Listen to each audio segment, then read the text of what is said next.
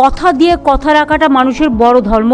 আপনারা দেখেছেন প্রত্যেকটা ইলেকশনের আগে আমরা যেটা বলেছি, আমরা সাধ্যমতো তার যে মেন কি পয়েন্টগুলো আমরা করেছি। আশারা মেয়েরা যারা কাজ করে এবং আইসিডিএস, আমি মনে করি যে ওদের মাতৃকালীন ছুটিটা পাওয়া উচিত। যদিও এটা একটা প্রজেক্ট, এটা সরাসরি গভর্নমেন্টের চাকরি নয়। গভর্নমেন্ট অফ ইন্ডিয়া অনেক সময় প্রজেক্ট শুরু করে কিন্তু শেষ করে না, তখন তারা কোথায় যাবে?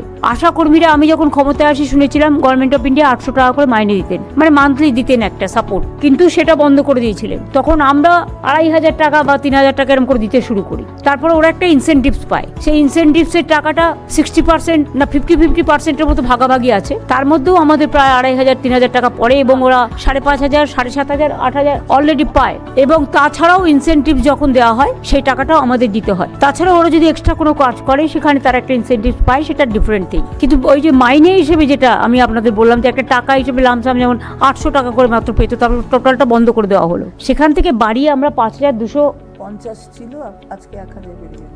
এটা কিন্তু ইনসেনটিভ ছাড়া, প্লাস ইনসেনটিভ বাবদ আমাদের বছরে 2500-3000 সেটাও আমরা কন্ট্রিবিউট করি।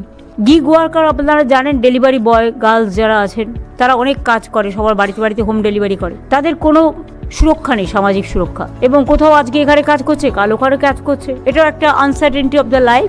আমাদের সামাজিক সুরক্ষা যোজনা আছে, আমরা এখন থেকে তাদের বলবো, আমরা একটা পোর্টাল করে তাদের অ্যাপ্লাই করতে সুযোগ দেবো, যাতে তারা অ্যাপ্লাই করতে পারে। অ্যাপ্লাই করলে একটা সার্ভে হবে, তারপরে গিগ ওয়ার্কারদের সামাজিক সুরক্ষার অনেক সুযোগ আছে, সেই সুযোগগুলো তারা পেতে পারে। ধরুন সিভিক, গ্রিন পুলিশ, গ্রামীণ পুলিশ, আইসিডিএস, আশা কর্মী থেকে শুরু করে প্যারা টিচার, টিচার, শিক্ষাকর্মী, শিক্ষাবন্ধী, সব নানা রকম আছে যেগুলো অলরেডি বলেছে। এগুলো তো যুক্ত করা হয়েছে এবং আজকেও যে বলা হলো লক্ষ্মীর ভান্ডার, ফেব্রুয়ারি মাস থেকেই তারা পাবেন। 500 টাকা করে বেড়ে গেল সবার জন্য।